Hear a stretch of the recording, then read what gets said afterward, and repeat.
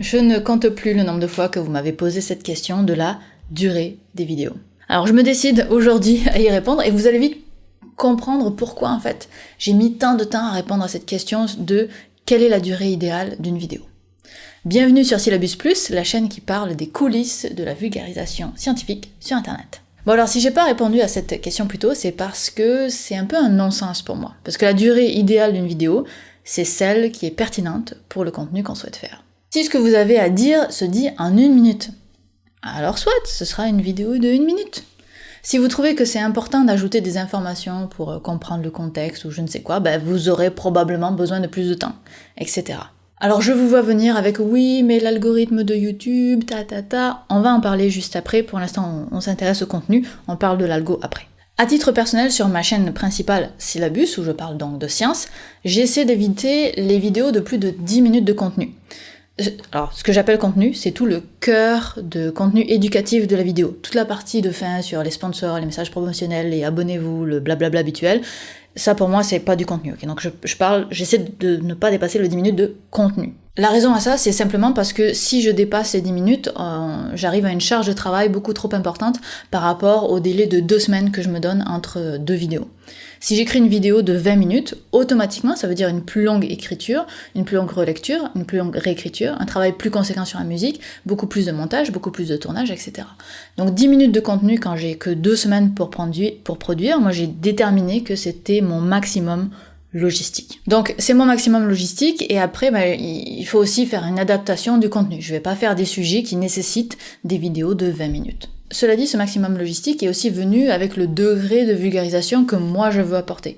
Mon objectif à moi, c'est pas d'être la plus complète possible sur tous les sujets du monde, sinon ce serait pas de la vulgarisation, mais plutôt de titiller la curiosité des vulgarisateurs, des spectateurs. Quand je dépasse 10 minutes, c'est que j'ai tendance à trop entrer dans le détail et je sais que je perds les gens.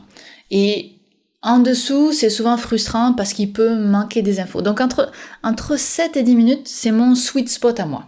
Donc finalement, est-ce que je suis pas en train de conseiller de faire des vidéos de maximum 10 minutes? Alors non, absolument pas, parce que mon 10 minutes à moi, modulo de 3 minutes, il est ajusté à mon style, à ma densité d'informations que je donne dans mes vidéos. Et mes vidéos sont globalement très denses en informations, trop à mon goût d'ailleurs, mais j'arrive pas à me résoudre à couper encore plus, c'est un autre sujet.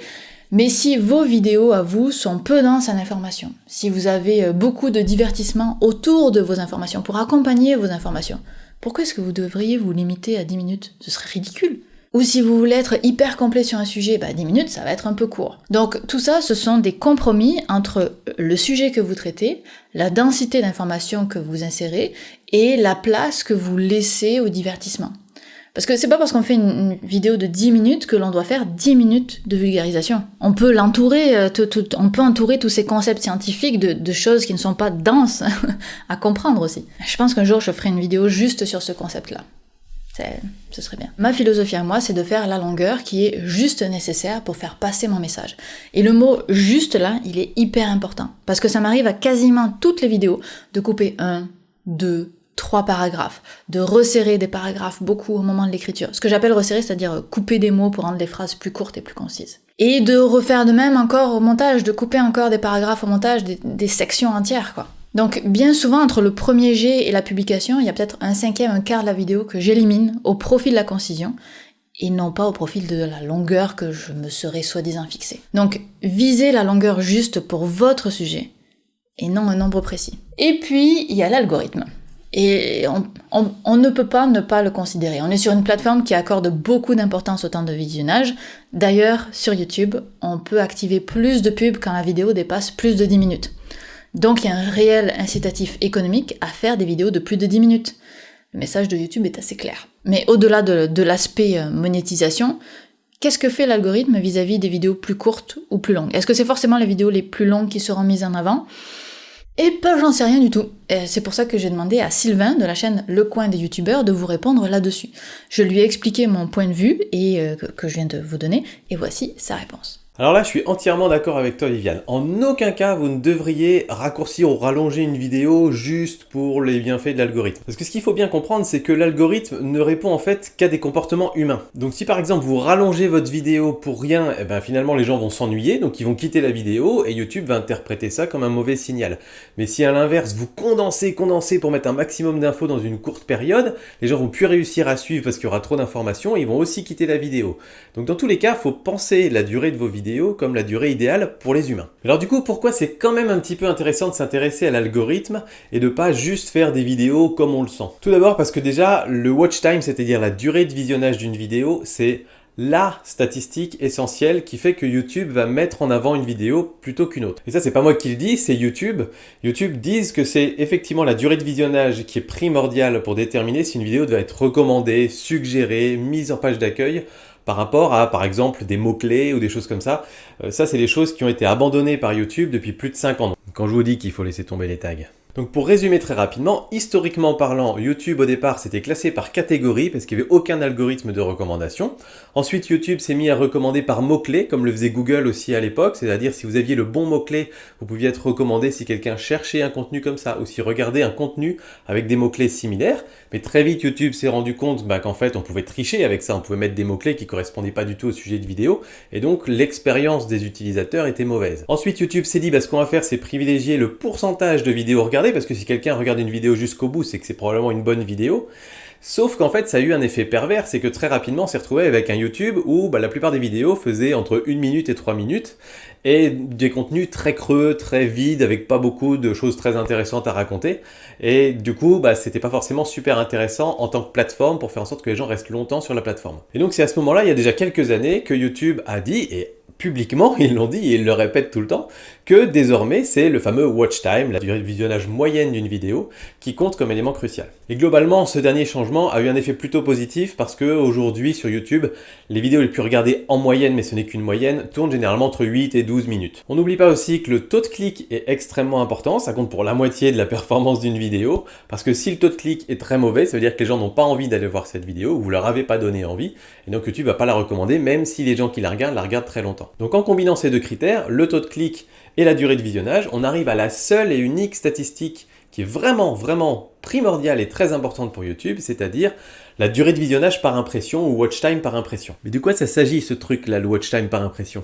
C'est très facile à comprendre. Le watch time moyen par impression, c'est la moyenne du temps de visionnage estimé par YouTube pour chaque fois ils vont montrer la miniature de votre vidéo à quelqu'un. Donc prenons l'exemple où votre miniature a été montrée 20 fois, par exemple, à 20 utilisateurs différents, et il y en a un qui a cliqué dessus. Oui, parce que les autres, ils vont aussi cliquer sur d'autres miniatures qui sont présentées à côté de la vôtre. Il n'y a pas que votre miniature qui apparaît sur YouTube. Donc ça veut dire qu'on a un taux de clic de 1 sur 20, c'est-à-dire 5%.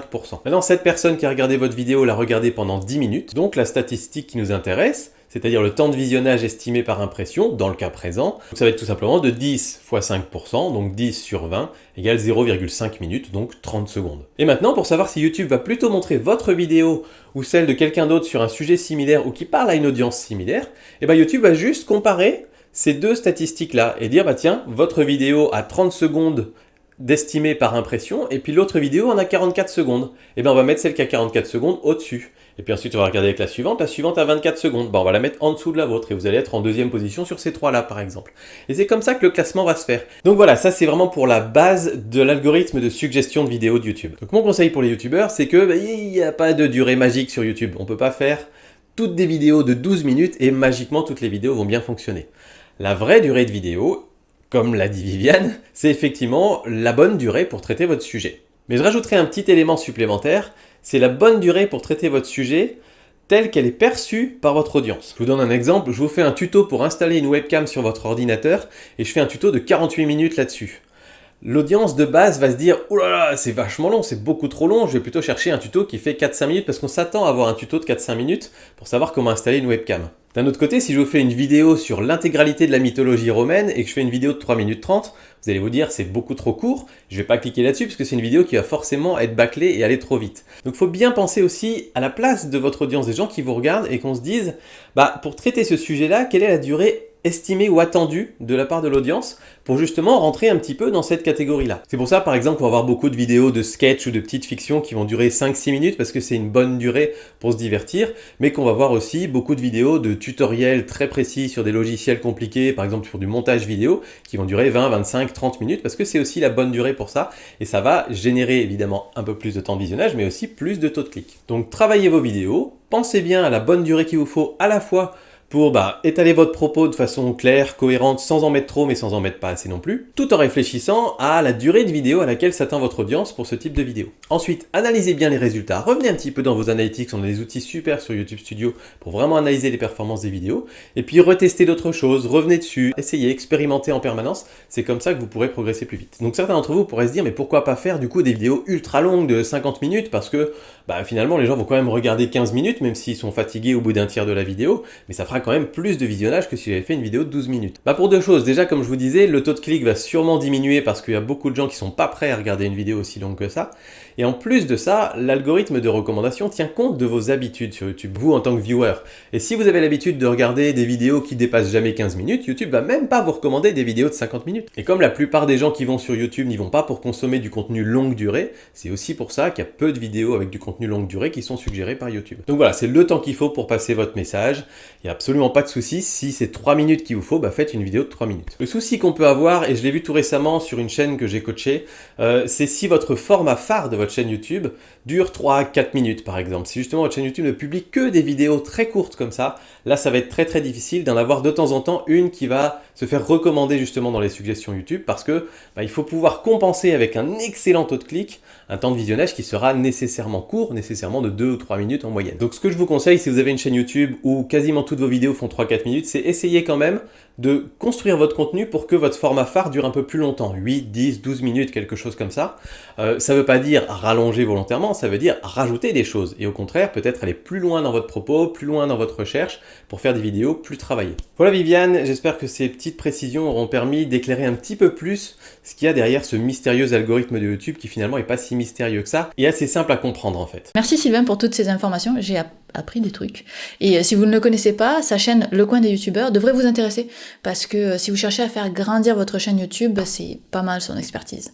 D'ailleurs, je vous renvoie sur sa chaîne, notamment pour sa dernière vidéo parce qu'on a fait une collaboration ensemble où on a parlé de comment écrire un script, qui est un sujet qui m'intéresse beaucoup évidemment, et j'y ai donné quelques conseils, donc je vous invite à aller la voir.